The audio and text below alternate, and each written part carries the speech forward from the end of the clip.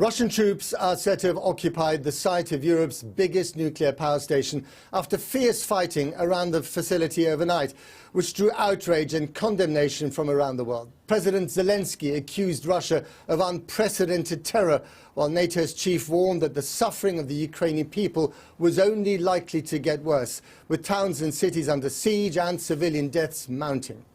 Fears of a potential nuclear disaster at the Zaporizhzhia plant spread alarm across world capitals today. Officials said that the fire in a training center was put out, and the nuclear watchdog confirmed that no radioactive material had been released. It is one of 4 active plants in Ukraine, providing more than a fifth of the country's total electricity generation. And we should warn you, there are some graphic images of this conflict in my piece. Ruski mir. Ruski mir, the Russian world, the breathless voice scoffs. You hear that phrase all the time. But on the road to Nehoda, it was more underworld than world.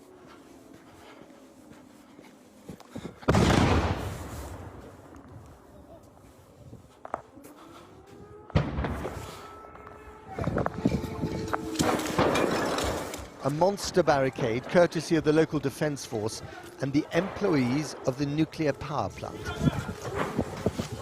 A barricade that was eventually breached. This is what they were protecting, the biggest nuclear power station in Europe. The silent security footage doesn't do the drama justice. A firefight around a nuclear reactor, the very definition of lunacy. A training facility was hit and the 4 reactors themselves remained unscathed. No excess radiation was detected. And yet this is only a few hundred miles from Chernobyl. The Russians are now in control here. And that means they also control 1/4 of all the electricity in Ukraine. Just down the road, the city of Melitopol had already fallen to the Russians a few days ago. But that didn't prevent the Ukrainians here from protesting in the main square. Shame, they shout. Even if they lose this war, one cannot imagine them becoming the willing subjects of Moscow. So much for the gratefully liberated of Russian propaganda. Heading north on the road west of Kyiv, there's the otherwise unremarkable village of Motizhin. What, one wonders, did the Russian troops have against this place? Why did she have to die? And why him? The senseless carnage of a war waged on lies.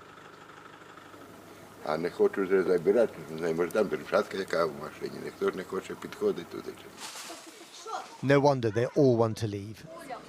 The future has lost its promise. From space, it all looks so peaceful. The long lines of tanks crisscrossing the landscape, but rearranging everything in their path. In newly occupied Kherson, the Russians were trying to hand out food aid today in front of one of their own cameras. But the camera phone held by a local Ukrainian told a different story. Would you like food from the occupier, the man asks. No way, comes the chorus, or words to that effect. Back here in Lviv, the Ukrainian government was keen to keep us up to speed with the so-called ceasefire talks, held intermittently with the Russians, possibly paving the way for humanitarian corridors out of besieged cities like Kyiv. The journalists, global and local, hungry for any information. But do you think that they're negotiating in good faith? And what is the point of these talks when there clearly is no ceasefire and the fighting continues? No, yesterday we actually agreed for the very important point for the process and the protocols, how to do the humanitarian corridors and how to evacuate people who want to go away. Especially also like it's including the foreign students. We have about 5,000 Indian and Chinese students in Kharkiv and Sumy and other places. But here, no one is giving peace a chance. Not yet, anyway. We came across this throng of eager men, young and old, doing the paperwork of war, signing up to get their guns before heading to the front. For them, this fight is personal. Placed my family in a more safe place. But you will stay here to defend Lviv? Or other places? Just now, yes, here, and I don't know what will be tomorrow. But this is today's collection of grim postcards from the abyss. Here, 7 civilians killed in one strike this afternoon, including 2 children. Unimaginable a week ago, now unforgettable. Now, about 500 miles to the south from where I am, people in the city of Odessa are anticipating an imminent attack. The strategically vital port on the Black Sea coast will now be a target for Russian forces. They control the area near the city on the west side of the Dnieper River. With Kherson and Mariupol occupied, Russia has almost all the southern and eastern borders of Ukraine encircled. Ground-based Russian units are now likely to attempt to reach Odessa. And with the Russian Black Sea Fleet positioned off the coast, there's also fear of an amphibious landing. This would mean that Russia controls all of Ukraine's main points of access to the sea. Well, our international editor, Lindsay Hilsum, and her team reached the city this afternoon. Lindsay. Matt, we spent about 8 hours on the road today coming from the Moldovan border. To begin with, we were passing great long queues of traffic. Cars coming from Kharkiv, which is still being shelled, and Zaporizhia. That's the place where that nuclear power plant is that you've just been reporting on. Then finally we made it into Odessa, and of course there were cars going in the opposite direction from us. Now, it's pretty deathly quiet here. One of the most extraordinary things in Odessa was just seeing signs, you know, with sandbags and signs saying mines and great rocks on the road trying to block any kind of amphibious landing. And that's because lurking just over the horizon are a flotilla of Russian warships. Now, these warships have on them tanks, attack helicopters and Marines. I understand that there'll be about 1,500 to 2,000 Marines, but that isn't enough to take a city of 1 million people, which is why we're expecting them to come in on land as well. And the Ukrainians do plan to defend this. They have their artillery and they are in place. But this is a desperately important strategic place for both the Ukrainians and the Russians. Not just strategically important, Lindsay, but also culturally highly significant, isn't it? Oh, very much so. I mean, this is a beautiful city full of 19th century architecture. There's a wonderful ornate opera house. It has a long Jewish tradition. It was a free port, an entrepot in the 19th century. People come here. It's a tourist spot. It's got a big artists' colony here. But, you know, it has a great Russian history. And I think this is tremendously important. Most people here speak Russian, and the last time I was here in 2014, that was when the Russians were annexing Crimea and separating off the Donbass from the rest of Ukraine. Quite a few people I met here did support the Russians. They said, yeah, well, you know, they were feeling a bit Russian as well as Ukrainian. It's very different now. I was talking to a woman this afternoon who, she was a Russian speaker, and she said, they say they're coming here to protect us. Protect us from what? We're just fine. And that, of course, is the mood that we found all over Ukraine. But the fear is that there will be a battle here in Odessa. Lindsay and your team, look after yourselves. Thanks very much indeed. Well, yesterday we showed you that very moving footage of the Ukrainian parliament singing the national anthem as they gathered in person to work in defiance of the invasion.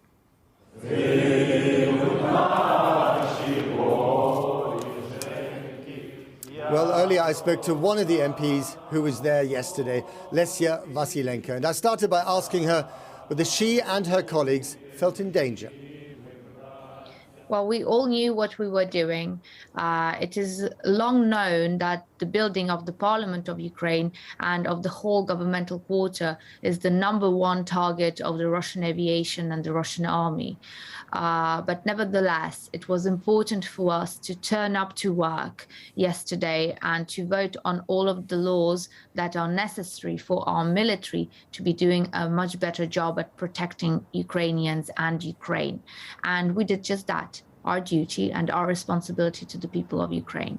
And if you ask me about emotions, they were running high yesterday. The singing of the national anthem was the most powerful moment in, I think, the whole history of the Parliament of Ukraine.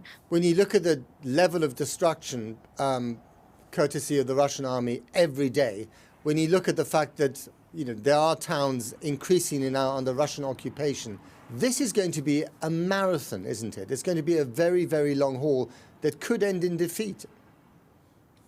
I don't accept that line of thinking, and no Ukrainian accepts that line of thinking. We only allow positive thoughts of victory and the fact that Ukraine will prevail.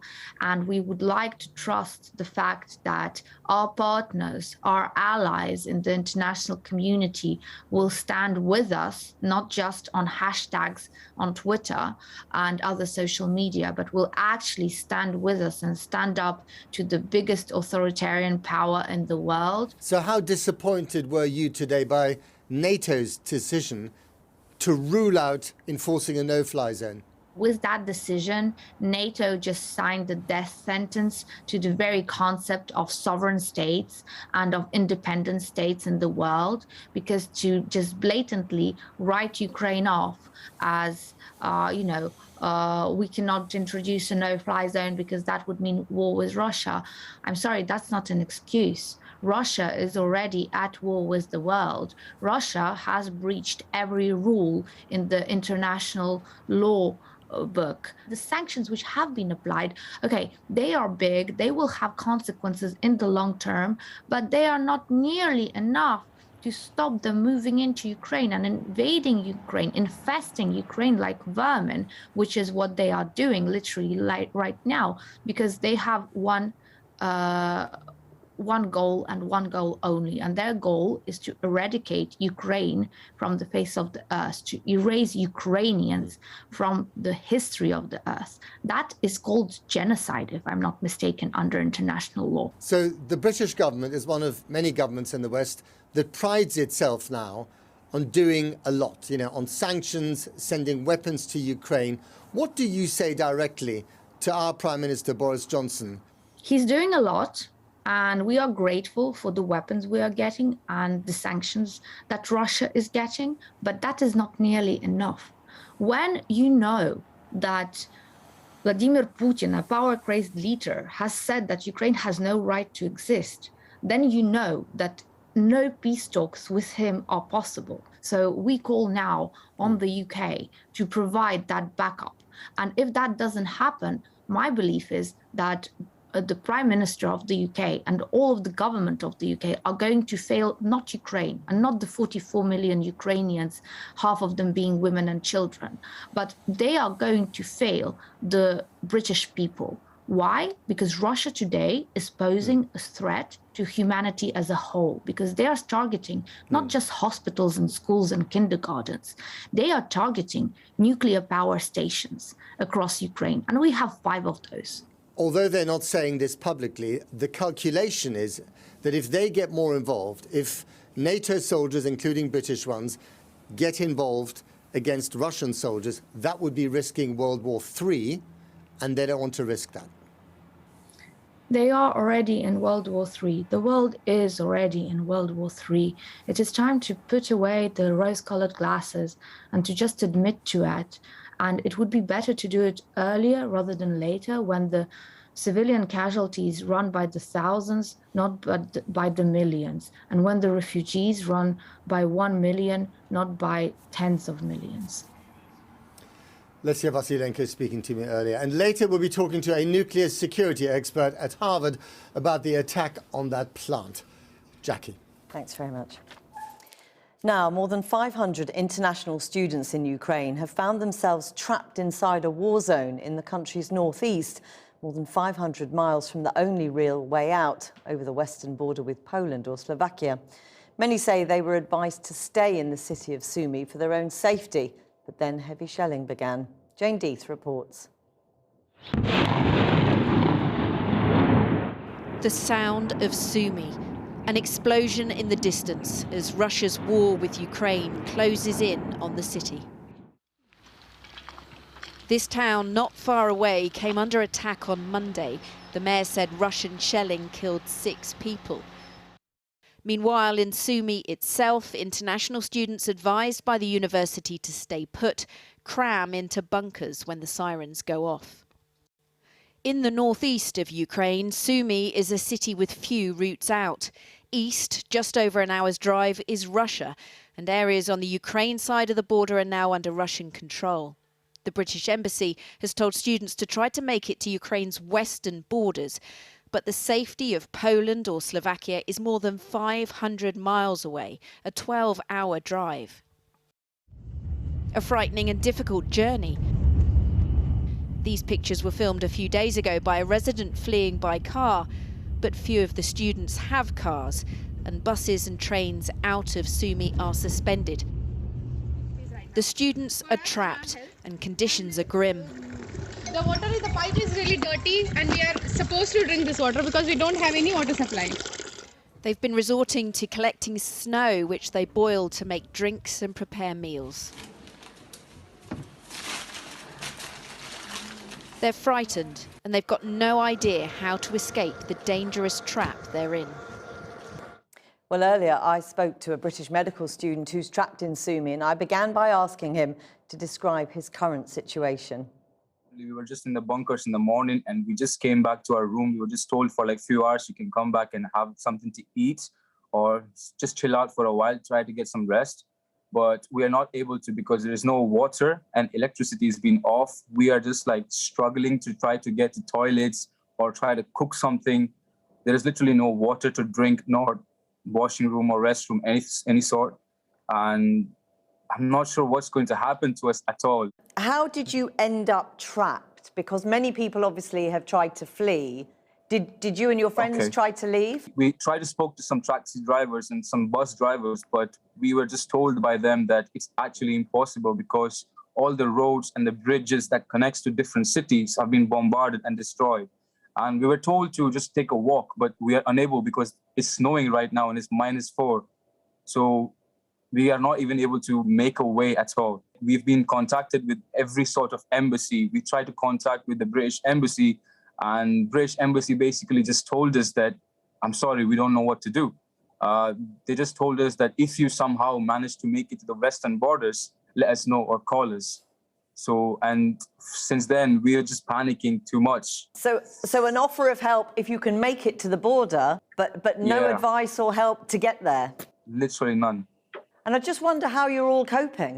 We can't eat any sort of meals. If we do, then there's literally no water for restrooms at all. And they're just struggling with the weather. There is no water, no electricity. Like right now, I'm thankful that I had a power bank and I'm able to talk to you because of some charge that I have left on my phone. But there are so many people, they're not even trying or cannot talk to their parents back at home. And that's what really panicking us more, because the parents, they're just crying every time we call, and they're calling us every 20 minutes, you know. And the Wi-Fi is gone, electricity is literally everything is gone. Have you reached out to anyone else for help? I mean, the Ukrainian authorities, we have. Many of you are from India originally. Have you tried reaching the Indian authorities? Have they been any more helpful? We did. We tried to contact the Indian embassy. They've been told that there will be some sort of evacuation measures that's going to be taken. But up until now, there hasn't been anything at all. They've just been collecting our names, a passport, but there's literally been nothing. In the border with Russia, it's 50 kilometers max that Russians can like come anytime. But we are being told to travel almost 1,200 kilometers away from Sumy all the way to Romania or the other end of Ukraine. And I'm not sure how we will manage to do that, because there is no trains, there is no buses, there is no sorts of transportation that can help us or take us to different part of Ukraine. And how many of you are there trapped in that building at the moment? Actually, there's a different, we don't know exactly, to be honest. There are more than 4 hostels, and there are people, some people are staying in the flats. But up till now, we've been gathered that altogether foreigners are around 1,000 plus. But we don't know who's here and who's not here, because in this building that we are in, we've been told to stay in the basement and not try to go out at all. And I just wonder how you feel and how the others feel. You're British, you have a British passport. How you feel with the level of support you've been given at the moment? We don't feel like any sort of help is being told to us or given to us. I just really request that the government or someone just tries to get, at least if you're gonna do some sort of war, do it, but at least just try to get out the people who we just came here to study for medicine. We're just hoping that someday we'll just become some sort of good doctor so that we can help others. You must be terrified. At some point, we're just like given up, literally. We don't know what to do. You can see that I'm really hurt. It really gets to people. I'm really struggling. We really all are struggling. So I just really hope, I request to anyone who is out there who can help us, just try to get us out, even little by little. I really pray that some sort of help is coming on the way. I really do. So your message to the British government, please come and help us. Please, we are trapped. We are literally trapped. We don't know where to go. We don't know what to do. Abro, we will hope that something good happens in the next couple of days and you can get out. We will keep in touch with you. But for now, thanks very much for talking to us. Well, the Foreign Office said the safety of British nationals was a top priority, with specialist teams on hand in neighbouring countries, adding that from February the 11th, Britons had been advised to leave Ukraine immediately if they judged that it was safe to do so. Now, the Russian parliament has passed a new law imposing a jail term of up to 15 years for spreading what they described as intentionally fake news about the military, which could discredit the armed forces. There are also fines for anyone publicly calling for sanctions against Moscow. Our chief correspondent, Alex Thompson, is in Moscow, where he also has to operate under those new measures. Alex. Yes, well, to win a war, I guess you have to sell a war and sell the message. And today, very much a day in which here in Russia, in Moscow and beyond, the propaganda strategy is really interwoven, I suppose, with things happening on the battlefield itself. One important message to tell you first off. In the last couple of hours, Facebook has been completely shut down here in Russia. Two important messages from the Russian government, from the Kremlin, and indeed from their military today. A Russian diplomat has said this afternoon categorical denials that Russia has used any kind of munitions at all with regard to firing on any nuclear power stations in Ukraine.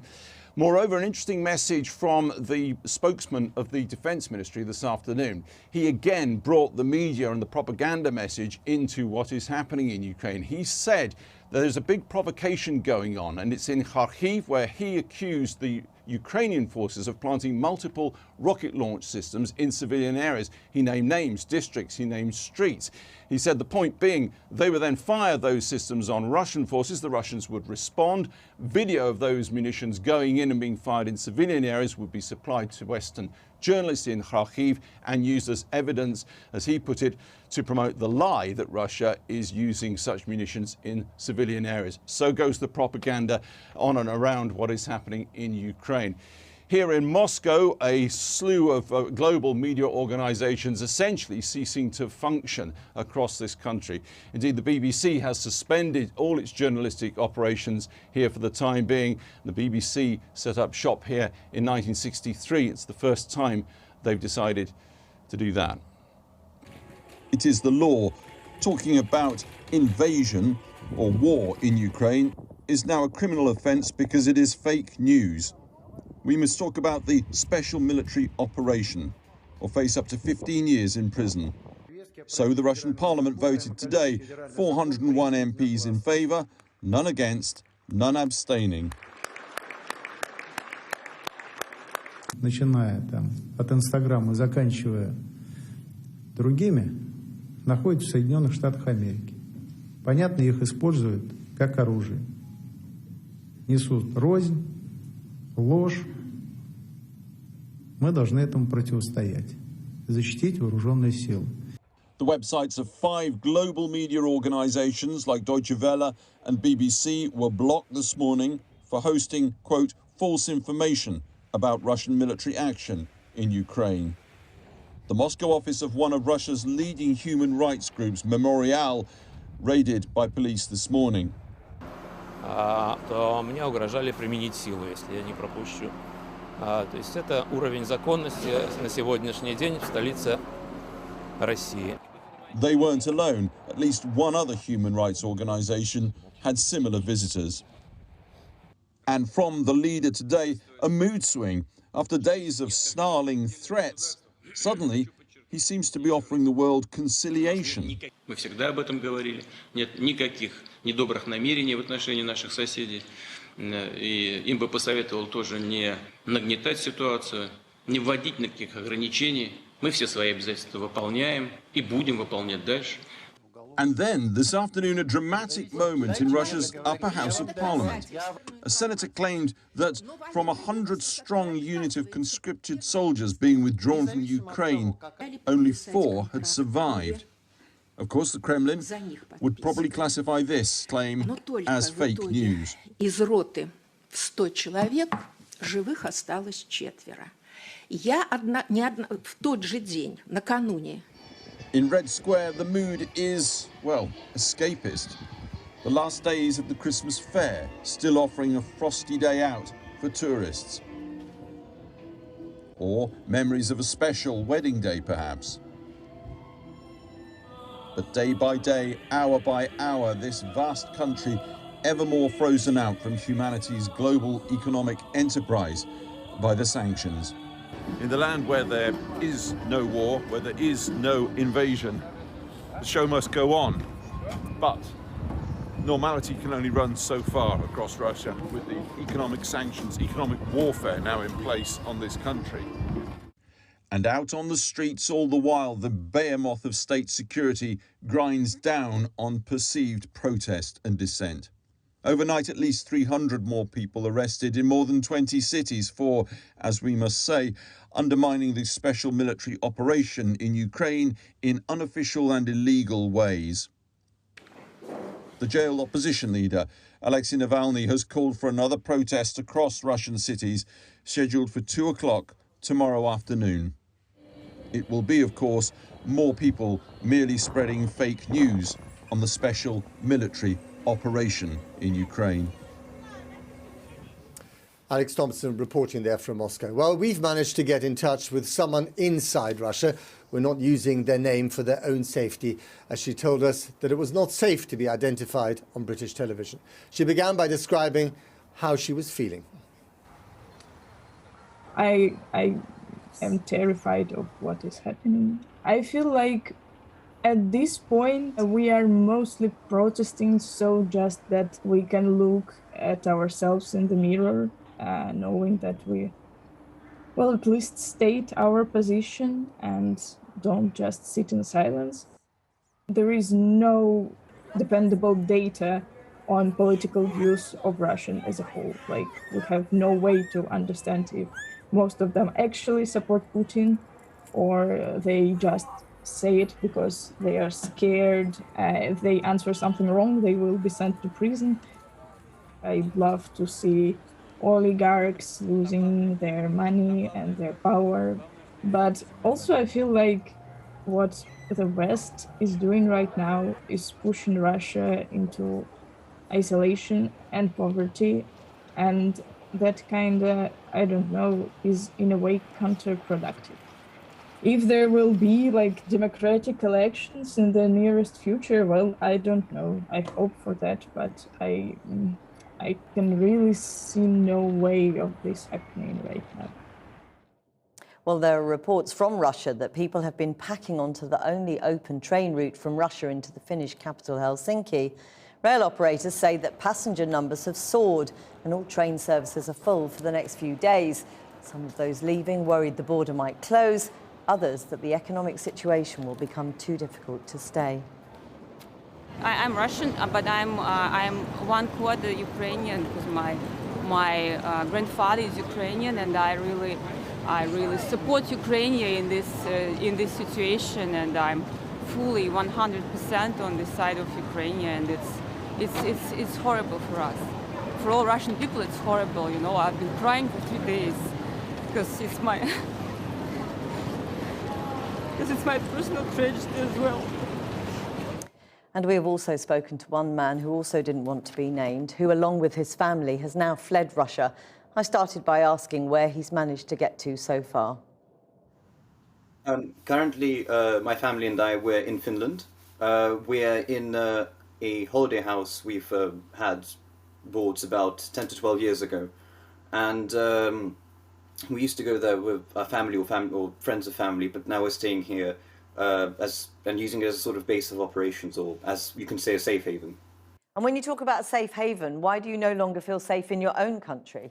We do fear conscription, essentially, which is something that can happen at any time. And because the government, well, they're being quite opaque and not very clandestine with what they're intending to do, and they did start a war. I mean, there had been this rumour that they had intended to bring in martial law, which may well bring with it conscription. They are denying that. They're saying that that is simply not true. Yes, but the government also said there would be no invasion, and the government has gone as far as to say that this is not a war, this is in fact a special military operation.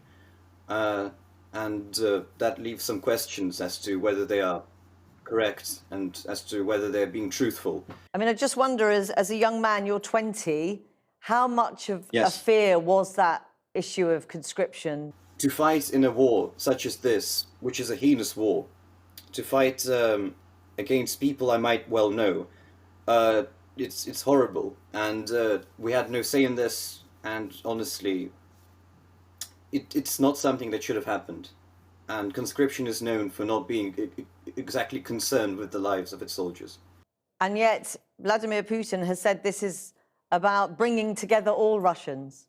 Invading a country and, first of all, blatantly disregarding what the other side says, blatantly disregarding the diplomatic, you can say, side of Ukraine, and continuously claiming that there are no civilian losses, no significant civilian losses, that civilians are not being targeted, that civilian houses are not being targeted, while there are constantly videos of such things happening, of houses being hit with rockets, and claiming all of those videos are somehow faked by the Ukrainian government.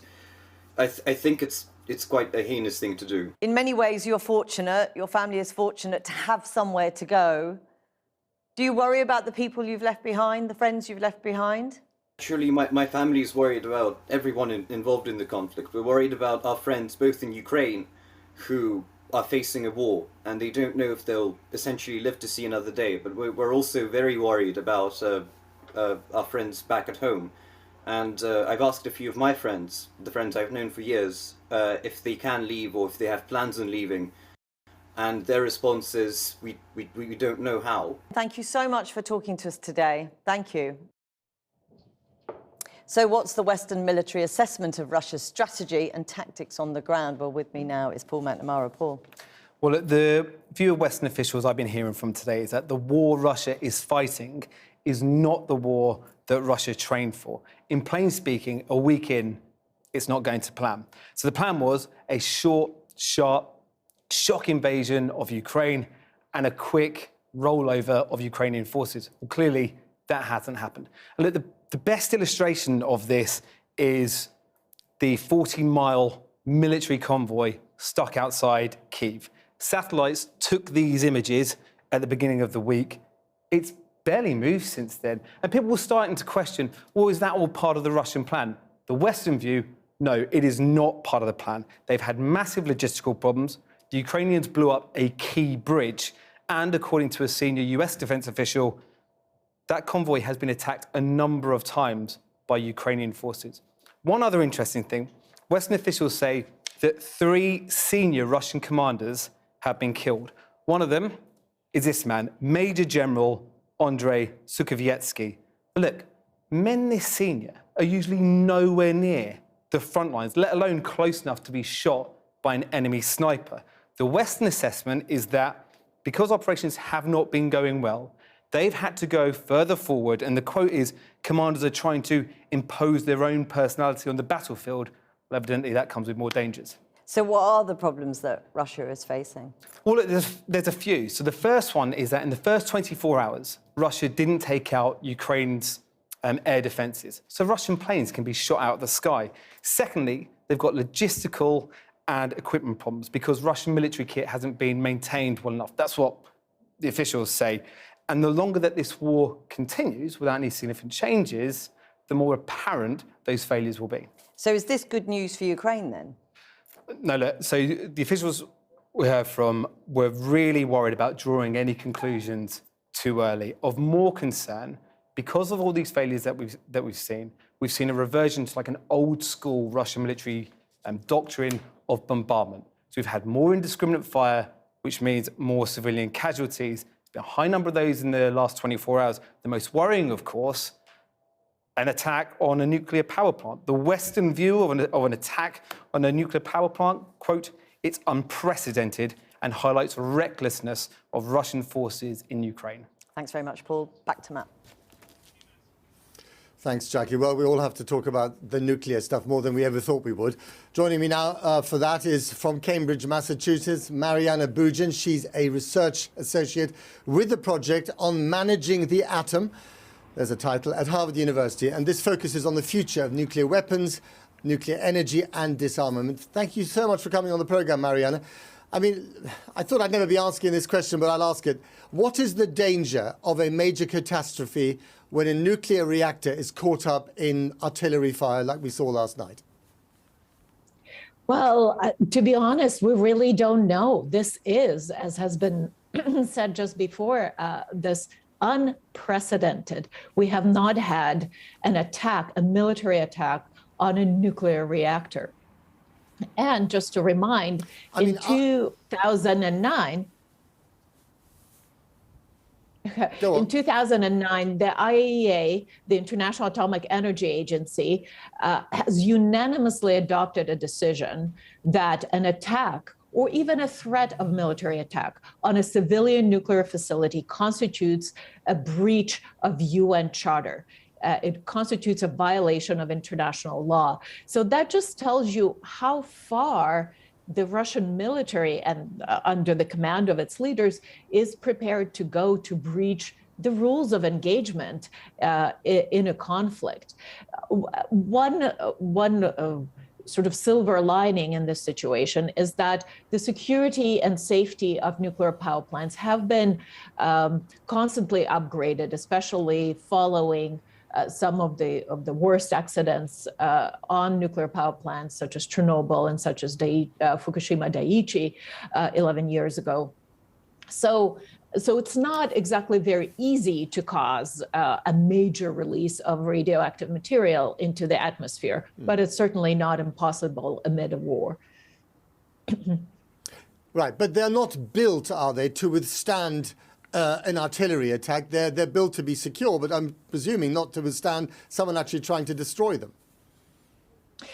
Exactly. There's just so much they can withstand. Each nuclear reactor is covered by this rather robust containment chamber.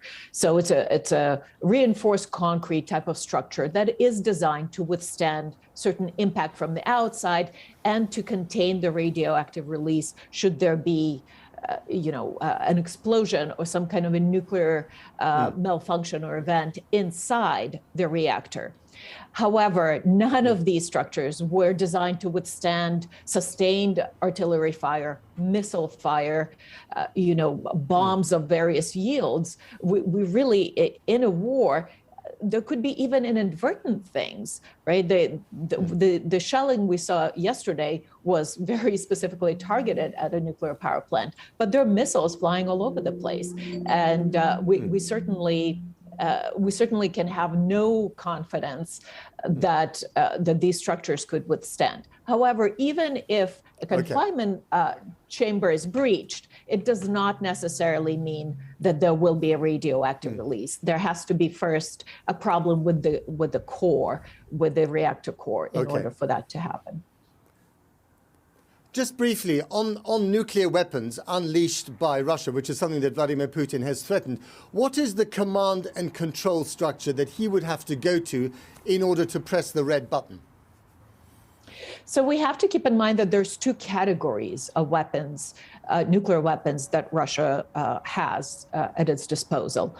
One part is the strategic nuclear deterrent forces, the ones that he had put on higher, not exactly on higher level of alert, but higher combat readiness status of sorts. That is not really enormously concerning for Western military observers. It's not a rise in an alert status.